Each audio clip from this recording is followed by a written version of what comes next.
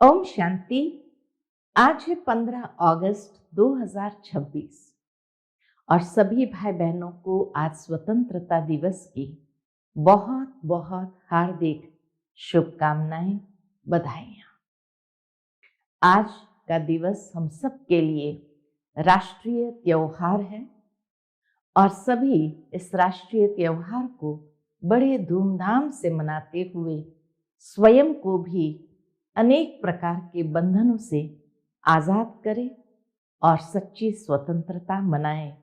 यही दिल की दुआएं हैं, शुभ भावना, शुभकामनाएं। आज की मुरली बाबा की हम सुनेंगे, जिसमें बाबा ने विशेष सब बच्चों को प्रेरणा दी है कि तुम बच्चों को फॉलो फादर करना है। तो फॉलो फादर किसमें करना है? साथ ही देह सहित देह के सब धर्म को भूल स्वयं को आत्म समझो, तो अनेक प्रकार के दुख अशांति से हम स्वयं को मुक्त कर सकेंगे। तो सुनते हैं आज के बाबा के अनमोल मधुर महावाक्य। ओम शांति। मीठे बच्चे, सबको यही पैगाम दो कि देह सहित देह के सब धर्मों को भूल अपने को आत्म समझो, तो सब दुख दूर हो जाएंगे। आज की मुरली से प्रश्न है, तुम बच्चों को किस बात में फॉलो फादर करना है? उत्तर है, जैसे इस ब्रह्मा ने अपना सब कुछ ईश्वर अर्पण कर दिया, पूरा ट्रस्टी बना, ऐसे ट्रस्टी बन करके रहो। कभी भी उल्टा सुल्टा खर्चा कर पाप आत्माओं को नहीं देना। यहाँ वास्तविक रूप से बाबा एक बहुत सूक्ष्म कर्म की गुह्य गति समझाना चाहते हैं कि जब हम अपने धन को भी किसी पाप आत्मा के साथ आदान प्रदान करते हैं, तो हमारा भी उस पाप कर्म में बहुत गहरा हिसाब बन जाता है। तो इसीलिए बाबा कहते हैं, तुम्हें कोई भी ऐसा उल्टा सुल्टा खर्चा नहीं करना है और पाप आत्माओं को नहीं देना है। अपना सब कुछ ईश्वरीय सेवा में लगाओ, भावार्थी श्रेष्ठ कार्य में लगाओ, तो उसका पुण्य जमा होने लगे। पूरा ट्रस्टी बनो, बाप की श्रीमत पर चलते रहो। बाप देखते हैं कौन बच्चा कितना श्रीमत पर चलता है। आज की मुरली से पहले गीत बजा है, तू प्यार का सागर है, तेरी एक बूंद के प्यासे हम। ओम शांति। बच्चों ने गीत सुना, कहते हैं बाबा हम कहाँ से आए, कब आए, फिर वापस जाने की राह कैसे भूले। ये ड्रामा कानों में समझा दीजिए। ये ड्रामा हमें कानों में समझा दीजिए, कहाँ से आए, कहाँ जाना है। गीत की आगे की लाइन है, कौन देश से आया और कहाँ जाना है हमें, यह राह हम भूल गए हैं। हम कौन हैं, कहाँ से आए, फिर कहाँ चले गए। एक ज्ञान की बूंद तो दे दो, क्योंकि ज्ञान सागर है ना। परमात्मा को ज्ञान सागर कहा जाता है। अभी बच्चे जानते हैं हम आत्माएं कहाँ की रहने वाली है, फिर बाप को और अपने स्वर्ग को कैसे भूले और कैसे आकर यहाँ दुखी हुए। ये राज कानों में सुनाओ। गीत के लाइनों के हिसाब से बाबा समझा रहे हैं कि इतनी गहरी बातें जो बाबा ने हम बच्चों को बताई है, जैसे कानों में ये राज सारे समझा दिए। अब बाप ज्ञान का सागर भी है, पवित्रता का सागर भी है, प्रेम का सागर भी है, शांति का, सुख और संपत्ति का सागर भी है। अभी बेहद के बाप द्वारा ये सब बातें समझते हैं। आदि में कहाँ से आए, फिर मध्य में क्या हुआ, जो हम रास्ता भूल दुखी हुए, फिर अब बाप को कहते हैं बाबा हमको रास्ता बताओ, हम अपने सुख धाम शांति धाम में जाएं। बाप ही बैठ बतलाते हैं, तुम आदि में कौन थे, फिर मध्य में क्या हुआ, भक्ति मार्ग कैसे शुरू हुआ, अंत में क्या हुआ। यह आदि मध्य अंत का राज अब बुद्धि में बैठा है। यह ड्रामा है ना, यह मनुष्य को जरूर जानना है। ड्रामा का ज्ञान तो जरूर मनुष्य को होना चाहिए। क्यों? क्योंकि एक्टर्स है, जानते हैं हम आत्माएं निराकारी शांति धाम से आती है। यहाँ टॉकी धाम में मूल वतन सूक्ष्म वतन, फिर यह है स्थूल वतन। फिर मूल वतन से आत्माएं आती है टॉकी धाम में, शरीर धारण कर पाठ बजाने। आत्मा का निवास स्थान शांति धाम है। ये बातें दुनिया में कोई भी नहीं जानते हैं। ये ज्ञान सागर बाप ने ही आकर समझाया है, अभी समझा रहे हैं। ज्ञान सागर कहा जाता है पारलौकिक परमपिता परमात्मा को, मनुष्य को नहीं कह सकते। ज्ञान का सागर मनुष्य नहीं है, परमपिता परमात्मा को ही कहा जा सकता है। यह महिमा सिर्फ एक बाप की गाई जाती है, जिसको और कोई नहीं जानते। अभी विनाश का समय है, गाया हुआ है विनाश काले विपरीत बुद्धि यूरोपवासी। अभी बाप ने तुम्हारा बुद्धि योग अपने साथ लगाया है कि माम एकम याद करो। मैं मुसलमान हूँ, हिंदू हूँ, बौद्धि हूँ, ये सब देह के धर्म है। आत्मा तो आत्मा ही है। बाप समझाते हैं देह के सब धर्म छोड़ अपने को आत्मा समझ मुझ बाप को याद करेंगे तो पतित से पावन बन जाएंगे। बाप कहते इस देह को भी भूलो। ये सबके लिए बाप का पैगाम है। देह सहित देह के जो संबंध है सबको भूलो। मैं आत्मा हूं, हम सब ब्रदर्स का बाप एक है। ये ब्रह्मा भी कहेंगे हम आत्मा हैं, तो सब भाई भाई हो गए। इस समय सब भाई भाई पतित दुखी है, सब काम चिता पर चढ़ भस्म हो पड़े हैं। जब द्वापर के आदि में रावण राज्य शुरू होता है तो फिर तुम वाम मार्ग में जाते हो, तब ही फिर और धर्म शुरू होते हैं। द्वापर के बाद जैसे ही विकृत मार्ग पर चले अर्थात वाम मार्ग में गए तो फिर और धर्म भी शुरू होते हैं। आधा समय तुम पवित्र रहते हो, फिर आधा में तुम पतित बनते हो। 21 जन्म भारत में ही गाए जाते हैं। कुमारी वह जो 21 कुल का उद्धार करे। कुमारी का मान है तुम भारत का तो क्या सारी दुनिया का उद्धार कर रहे हो। तुम जानते हो हम सब आत्माएं शिव बाबा के बच्चे हैं, तो कुमार ही ठहरे। भाई बहन तब होते हैं जब प्रजापिता ब्रह्मा की औलाद बनते हैं। ये तुम बच्चों को ज्ञान है। हम आत्माएं सब भाई भाई हैं। सब बाप को पुकारते हैं, हे पतित पावन आओ, यहाँ रावण राज्य से दुख से हमको लिबरेट करो, फिर हमारा गाइड बन हमको वापस ले चलो, हमारे दुख हरो और सुख दो। अभी तुम समझते हो बरोबर बाबा आया हुआ है, हमको इस कलयुगी रावण राज्य से छुड़ाए साथ ले जाएंगे। बाप जानते हैं सभी आत्माएं पतित है, इसीलिए शरीर भी पतित है। आत्मा को ही पावन बनाकर ले जाते हैं निर्वाण धाम में। पास्ट से प्रेजेंट फिर फ्यूचर होगा।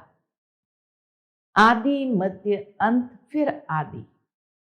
सतयुग आदि कलयुग अंत, फिर फ्यूचर होगा सतयुग। ये तो सहज है ना। अच्छा, बीच में क्या हुआ? हम कैसे गिरे? हम पावन देवता थे, फिर पावन से पतित कैसे बने? अभी तुम समझते हो। बाप समझाते हैं, जब रावण राज्य शुरू होता है तब तुम पतित बनते हो, अब फिर तुमको भविष्य देवता बनाने आया हूं। इसमें डिफिकल्टी की कोई बात नहीं है। बाप कहते तुमको इस विषय सागर से पार ले जाते हैं। गाते भी है नैया मेरी पार लगाओ। सभी पुकारते हैं एक बाप को। हमारी नैया जो डूबी हुई है उनको क्षीर सागर में ले चलो। उनको खेवैया बागबान भी कहते हैं। अभी कांटों के जंगल में पड़े हैं, हमको फिर फूलों के बगीचे में ले चलो। देवताएं फूल है ना, अभी सब है कांटे। एक दो को दुखी देते रहते हैं। देवता कभी किसी को दुख नहीं देते। वहां तो सुख ही सुख है। वह तो सिर्फ गाते हैं, तुम यहां प्रैक्टिकल सुन रहे हो। कहते हैं ना, बाबा हम कहां से भूले, हम राह कहां से भूले, इस सृष्टि चक्र को हम कैसे भूले। सतयुग त्रेता में ये नहीं जानते, क्योंकि वहां तो हम सुखी थे। फिर दुखी कब हुए? जब रावण राज्य शुरू हुआ। भारतवासी रावण को जलाते ही रहते हैं जब तक उनका विनाश नहीं हुआ है। फिर सतयुग में थोड़ी हर वर्ष जलाएंगे। यह है भक्ति मार्ग। अभी रावण का राज्य खलास होना है। भक्ति मार्ग में रावण को हर वर्ष जलाते हैं, परंतु मरता ही नहीं है। अभी रावण तुम्हारे आगे जैसे मर गया। तुम जानते हो रावण राज्य अब खत्म होना है। बाबा कहते तुम बहुत अच्छी तरह से जानते हो कि रावण राज्य अभी गया कि गया, खत्म हुआ। 5 भूतों का सिर काटा जाता है। पहले पहले काम के सिर को काटते हो। काम ही महाशत्रु है। बाप कहते इन 5 भूतों पर विजय पाने से ही तुम विश्व पर जीत पाएंगे। काम जीत, क्रोध जीत, मोह जीत। बाबा कहते इन 5 भूतों के ऊपर जब जीत पाएंगे तो जैसे जगत जीत बन जाएंगे। मनुष्य खुद भी कहते हैं हम पतित हैं, इसीलिए बुलाते हैं पतितों को पावन बनाने आओ। आत्मा बुलाती है, हे पतित पावन, हे बाबा खेवैया रहम दिल बाबा आओ। बाप कहते मैं कल्प कल्प आता हूं। कैसे आता हूं ये कोई नहीं जानते। गीता में भी है भगवान ने आकर राजयोग सिखाया है, परंतु भगवान कौन है, कब आया, ये किसको भी पता ही नहीं है। ईश्वर के बारे में किसी को कुछ भी पता ही नहीं है। गीता को तो खंडन कर दिया। श्री कृष्ण को द्वापर में ले गए हैं। द्वापर के बाद तो दुनिया और ही पतित होती है। तो क्या गीता के ज्ञान से सृष्टि और भी पतित बनती गई? तो द्वापर में श्री कृष्ण ने आकर क्या किया? मनुष्य तो कुछ भी समझते नहीं है, बिल्कुल ही अनराइटियस है। सतयुग में होते हैं राइटियस। तुम अभी अनराइटियस से राइटियस बनते हो। बाप समझाते हैं तुम ही संपूर्ण निर्विकारी पूज्य थे, तुम ही अविकारी पुजारी बने हो। आपे ही पूज्य, आपे ही पुजारी। पहले तुम पूज्य थे 21 जन्म तक, फिर द्वापर के बाद पुजारी बने हो। सतयुग में 8 जन्म, फिर त्रेता में 12 जन्म लेते हो। बाप ही बतलाते हैं तुम पतित कैसे बने हो, कब से गिरे हो। यह सृष्टि का चक्र फिरता रहता है। सारे वर्ल्ड की हिस्ट्री, ज्योग्राफी, आदि मध्यांत का राज बच्चों को बाप बैठ समझाते हैं। सब एक रस तो नहीं समझेंगे, नंबरवार ही समझते हैं। बाप कहते मैं आकर क्या करता हूं? बाबा आकर क्या करते हैं? बाबा कहते मैं आकर किंगडम स्थापन करता हूं। अब तुमको सर्वगुण संपन्न बनना है। तब तक सतयुग में जा नहीं सकते। बनना यहाँ है, फिर भविष्य में जाकर तुम राज्य करें। उसके बीच में सब विनाश हो जाएगा। विनाश भी देखेंगे जरूर। तुम प्रैक्टिकल में अपना पार्ट बजाएंगे। कौन सा पार्ट बजाएंगे? अनेक दुखी असहाय आत्माओं को उस समय शुद्ध वाइब्रेशन दे करके, शांति के वाइब्रेशंस दे करके उनके मन को अनेक प्रकार की पीड़ाओं से मुक्त करना। ये प्रैक्टिकल अपना पार्ट बजाना है। तुमको थोड़ी पता पड़ता है आगे क्या होगा। जो कल्प पहले हुआ होगा वही होगा। तुमको टोटल बताया जाता है, स्थापना और विनाश होना है। विनाश कैसे होगा वह तो जब होगा तब देखेंगे। दिव्य दृष्टि से विनाश तो देखा है, आगे चल प्रैक्टिकल में भी देखेंगे। स्थापना का भी साक्षात्कार दिव्य दृष्टि से किया है और प्रैक्टिकल भी देखेंगे। बाकी जास्ती ध्यान में जाना भी ठीक नहीं है। फिर वैकुंठ में जाकर डांस करने लग पड़ते हैं। न ज्ञान न योग, दोनों से वंचित हो जाते हैं। ध्यान में जाने की कोई दरकार नहीं। बाबा बच्चों को समझाते हैं कि ज्ञान और योग से अपने आप को परिपक्व बनाओ, मजबूत करो, अपने विकर्म विनाश करो। बाकी ध्यान में जाने की कोई आवश्यकता नहीं है। ये तो भोग सिर्फ लगाया जाता है। तुम ब्राह्मण वहां जाते हो, देवताओं और ब्राह्मणों की महफिल लगती है। यहाँ तुम पियर घर में बैठे हो, फिर तुमको लायक बनाया जाता है विष्णुपुरी जाने के लिए।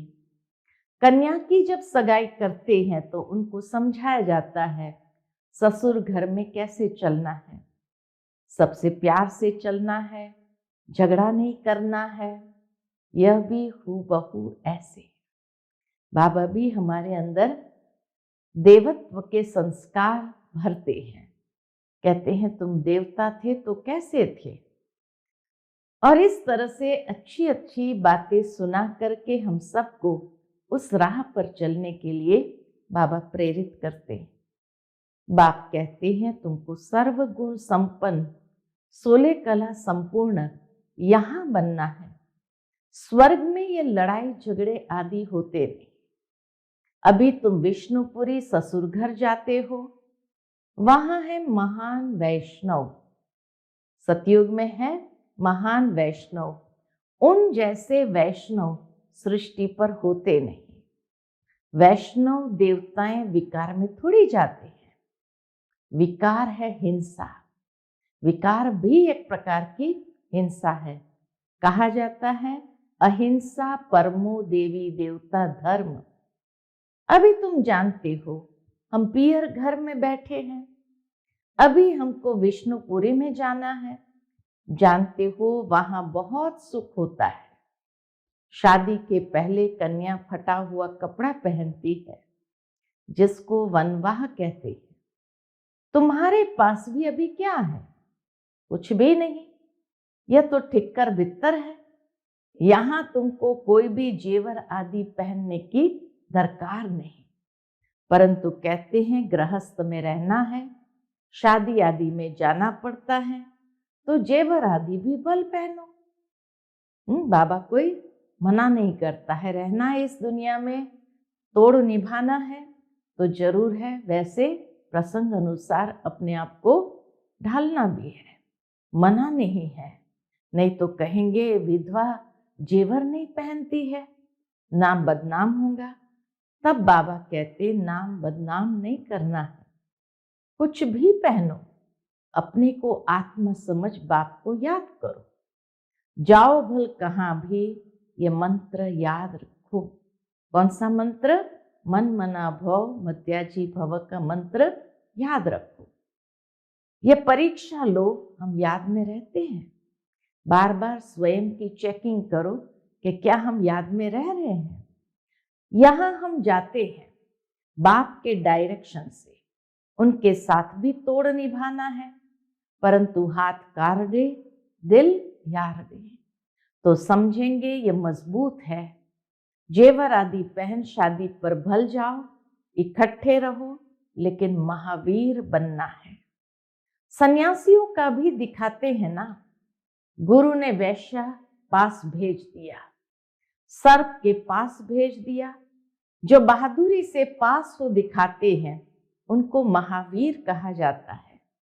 बाप की याद में रहेंगे तो फिर कोई कर्मेंद्रिय से चंचलता नहीं होगी।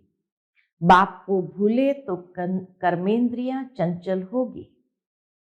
बाबा कहते हैं बाप की याद में रहेंगे तो फिर कोई कर्मेंद्रिय से चंचलता नहीं होगी।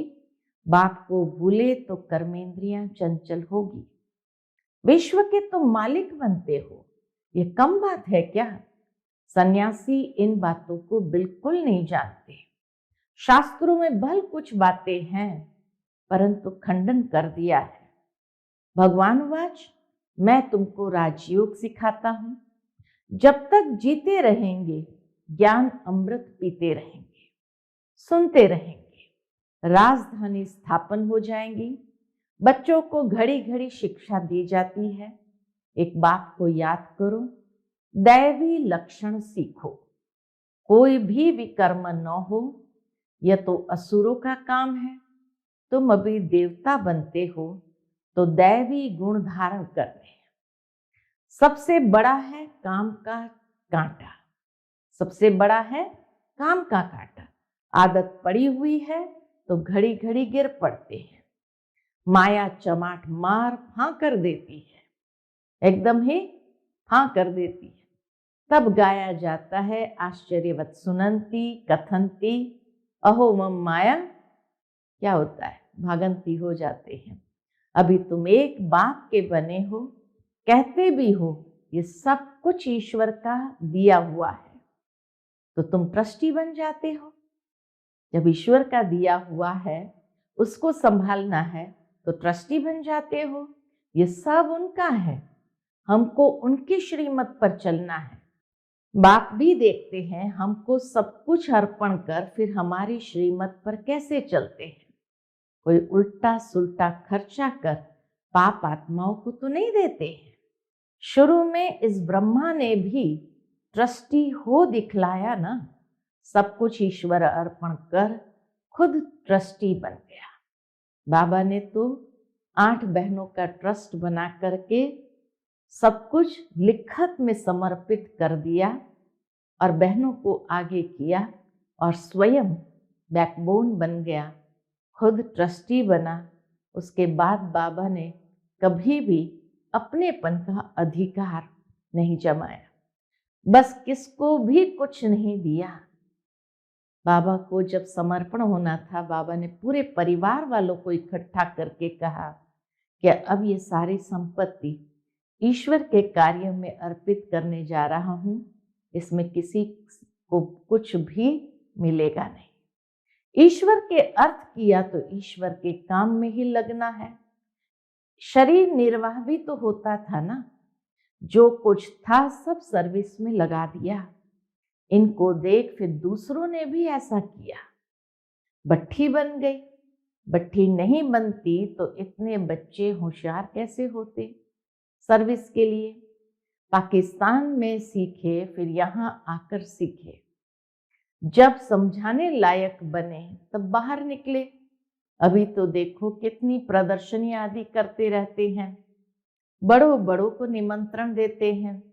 इस ज्ञान यज्ञ में विघ्न भी अनेक प्रकार के पड़ेंगे, विघ्नों से डरना नहीं है। अबलाओं पर कितने अत्याचार होते हैं। बाप कहते योग बल में रह उन्हों को समझाओ। भगवान बाप के भी बच्चे बनकर फिर बाप को भूल जाते हो, माया के बन जाते हो। यह भी हार जीत की कुश्ती है, परंतु बॉक्सिंग मुआफिक है। माया घुसा लगाती है तो फां हो जाते हैं। बाप कहते माया से कभी हारना नहीं है। पवित्र रहेंगे तो विश्व के मालिक बनेंगे। कितनी बड़ी आमदनी है। अगर पूरा पुरुषार्थ नहीं करेंगे तो जाकर दास दासियां बनेंगे।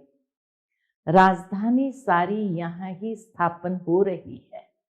बाबा कहते राजधानी सारी यहीं स्थापन हो रही है। अच्छा, मीठे मीठे सीखे लधे बच्चों प्रति माता पिता बाप दादा का याद प्यार और गुड मॉर्निंग। रूहानी बाप के रूहानी बच्चों को नमस्ते। हम सभी रूहानी बच्चों की रूहानी माता पिता बाप दादा को याद प्यार, गुड मॉर्निंग और नमस्ते। नमस्ते। शुक्रिया बाबा, शुक्रिया। आज की मुरली से धारणा के लिए मुख्य सार है।